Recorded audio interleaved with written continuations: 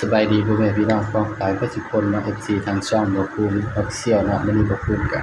สิมาตามแนวทางหวยฮานอยพี่น้องเนาะสำหรับงวดวันที่26ไปครับเด้อ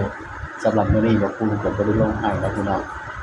บ่ภูมิบ่มีเวลานะพี่น้องเนาะบ่ภูมิเหนื่อยก็เลยบ่ได้อัดคลิปลงให้พี่น้องเนาะสำหรับหวยลาวเนาะหวยฮานอยเด้อครับเด้อนี่ก็3น้อยนะครับเนาะ3น้อยเนาะงวดวันที่26พฤษภาคม68นะครับเนาะสำหรับแนวทางหวยฮานอยเฮาก็ภูมิก็ให้3น้อยนะครับเนาะเรายังไม่รู้ว่าก็ฮานอยเฮานะครับมันเป็นการเอาภูมิใช้เดือนไปแล้ว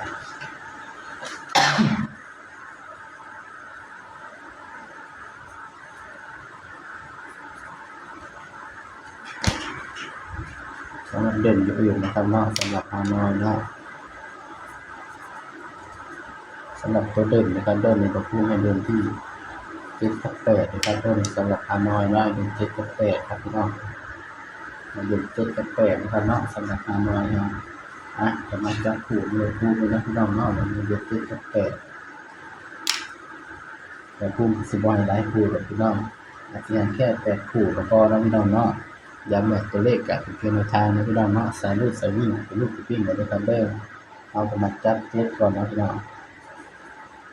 70 74 70 74 76 79 80 84 86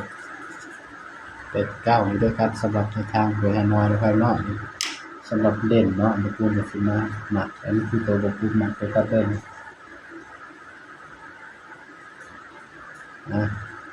ย้ำว่าตัวเลขก็เป็นเพียงแนวทางนะครับเนาะมีเข้าแล้วก็มีรูปนะครับ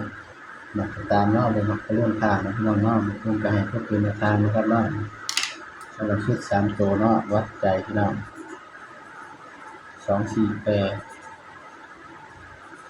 276เอาเด้อครับสำหรับชุด3ตัวเนาะเอาว่าไปมักแนวทางบ่ภูมิก็ฝากพี่น้องกดไลค์กดแชร์กดติดตามช่องบ่ภูมิ Official ด้วยครับเด้อสำหรับคลิปนี้เนาะบ่ภูมิก็ฝากพี่น้องเพิ่นซะนี้นะพี่น้องเนาะ